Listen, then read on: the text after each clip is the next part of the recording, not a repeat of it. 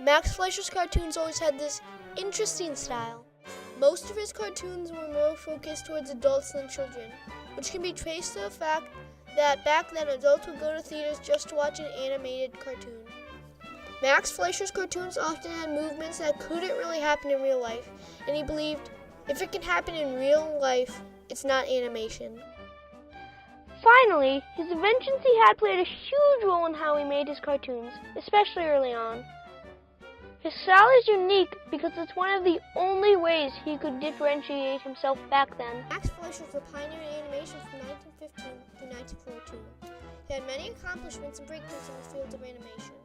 The rotoscope, which made animation have a very realistic look, was one of his most important inventions. He is triumphantly credited for some of the characters he created, yet he tragically is often not remembered due to being overshadowed by other highly financed and successful animation studios. Max Fleischer was born in 1883 in Krakow, Poland. Max Fleischer always had an interest in art and technology.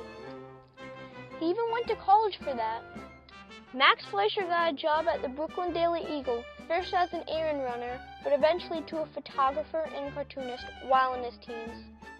He would draw a political panel as fillers, and eventually he got to make 2 comic strips. He and his family moved to Syracuse, New York, where he worked as a catalog illustrator for Heinz Company, then moved back to New York City, where he became an art editor for Popular Magazine. His boss at Popular Magazine, Waldemar Kaempfert, had seen an animated cartoon and saw it jerk around the screen, and he believed Max could improve animation. Max's solution was to make an invention called the rotoscope, and his idea for it was where an animator could use a person to act out the scene as a guide, and the animator could draw over the film frame by frame. Then, each drawing would be photographed individually, so when projected, it would have fluid movement. Max and his brother Dave spent many long nights in Max's living room working on the rotoscope before even 1 minute of film was made, which took 1 year. While he did have to decrease production time, he had proven that his idea of the rotoscope could work. He did shorten production time, but he still needed to do more, so he tried to look for a company to help him so he could continue to work on the rotoscope. While he was waiting in the lobby of Paramount Pictures, surprisingly, John Bray came out of the office. Since John had helped speed up the production of animation, it was a perfect meeting. John was interested in Max's idea, so he hired him on. Finally, 2 years after he got hired, he finally perfected the rotoscope. Bray gave Max the assignment of producing 1 clown cartoon a month as a part of the Paramount Pictograph series. Max also took his brother, Dave, to help make the Out of the Inkwell series. Coco was his first character, and he started making Coco cartoons at Bray. In 1921, Max and Dave Fleischer left Bray and created Out of the Inkwell Incorporated. In 1923, they finally gave Coco his name. The concept for Coco cartoons is drawings coming to life in the 3-dimensional world, and they did this by combining live action with animation. A position Max created while working on Coco was called in-betweener. What would happen is that the animator would draw the main poses, and then the in-betweener would make all the drawings in between each pose. A few years after he made the rotoscope, Max Fleischer made another device called the rotograph. The rotograph made it so an animated character could be placed on an ordinary background or a moving background as well. It also made layering cartoon animation over live action easier and results in smoother film. How it works is the background would be filmed in live action, and then the cell of the animated character would be placed over it. The result would be the cartoon character inside of the real world. Between 1924 and 1925, the idea appeared in Fleischer Studios to place words on film. That was a decent idea on its own, but they decided to take this even further and provide some guidance for the audience during songs. They eventually came up with the idea of having a bouncing ball bounce on a word when it was supposed to be sung. That is how the idea of sung cartoon was born. It arrived on screen as an instant success. Even today, people still use the phrase, "follow the bouncing ball." Even though this was a huge success, Max never liked to keep things the same, so he started fully animating the words and bouncing ball, and soon after that, the words and Fleischer characters, such as Bimbo or Coco, began to act out the song. This was the first example of cartoons with synchronized sound. Betty Boop originally was supposed to be the poodle girlfriend of Bimbo, but over the course of the next year, she was designed more human-like with hoop earrings instead of floppy ears. Betty Boop was a feminine character, more so than the ones before her. She was Fleischer Studios' most popular character, outclassing Bimbo and Coco.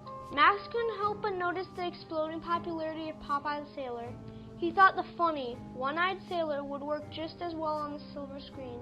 On November 17, 1932, Max signed a contract with King Feature Syndicate, the owner of the rights to Popeye. Max, Dave, and the top animators had to make extremely important decisions to successfully replicate Popeye on a movie screen. It was decided to launch Popeye in a Betty Boop cartoon called Popeye the Sailor, instead of launching a full-on Popeye solo. It premiered in Paramount Theater in Manhattan on July 14, 1933. While most people in the Great Depression became poor, Max Fleischer actually made more money. This happened because a lot of people would go to the theaters to escape from the reality of what was happening. Fleischer's move to Florida gave more space for staff and machinery for making longer films like Gulliver's Travels. The one problem was that Max Fleischer and his studio failed to grow their business. This was the beginning of the end for Fleischer Studios. Another popular animator in the 1930s was Walt Disney. Disney had an influence on Max Fleischer and Paramount. An example of this is when Max asked Paramount if he could use Technicolor and they said no. After Paramount saw Disney use it, they allowed Max to. Unlike Max Fleischer, Disney could take more risks and try things first. Also, Disney had a better business structure than Max, so he didn't have to depend on a different studio, which helped him keep trying new things first. Finally, Max wanted to make a feature-length film for a while, but Paramount wouldn't let him. In 1937, Disney made Snow White, so Paramount finally let him make a feature-length film. The main two differences between Snow White and Gulliver's Travels, Max Fleischer's first feature-length film, is that Snow White cost $3.5 million, where Gulliver's Travels cost $1 million. Snow White took 4 years to make, but Paramount made mass-produce Gulliver's Travels in 1.5 years. To meet this big requirement, Max had to get tons of animators to finish it. At first, Gulliver's Travels did good, yet it lost some steam, especially when Pinocchio was released. Sadly, during this time, Betty Boop had finally been discontinued because of a code that made them tone down Betty Boop. In turn, it made her less popular and eventually made them discontinue her. Because of the success of Gulliver's Travels, Paramount wanted Max to start immediate production on another film. The reason for this is simple. First, the company was already in debt to Paramount for going over budget on Gulliver's Travels. Finally, this second film was pretty unsuccessful also. Paramount completely stole Fleischer Studios and made it into Famous Studios. They gave Max a contract that basically said, if you don't resign and let us have all your rights and all your assets, like patents or trademarks, you will go bankrupt. After deliberation, Max resigned, and after 26 weeks of being an employee of Paramount, he left Fleischer Studios. Not just him, but for all his animators. To make sure Max couldn't do much about it, like sue Paramount, they burned a lot of Max's paperwork. Max had to leave and start over without a studio. Another thing that contributed to this tragedy is the fact that Dave had left earlier and that Max and Dave were in a big feud. Max quickly was visited from a friend from Bray, Jamison Handy, who asked him to come to an outfit called the Jam Handy Organization, where they made military training and educational films. Max agreed and left for Detroit, where the studio was based in. As a part of the deal, he would continue making special animated shorts and could invent, develop, and improve anything he wanted.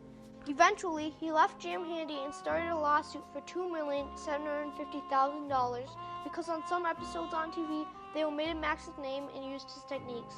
The problem was he had no paperwork to back it. He found an attorney named Stanley Hanman who was interested in the affair, and once Max and his assistant Vera had recorded enough Fleischer cartoons without Max's name, Stanley helped make a case. Even though Max didn't get the money, all cartoons without Max's name got it. Finally, Max started out of the inkwell again with Seeger, an old animator, as vice president. Since Betty Boop was still a Paramount asset, he used Coco and played with him just like old times. Max's final triumph was after many years of legal searching, he got the rights to Betty Boop again, the year he passed away.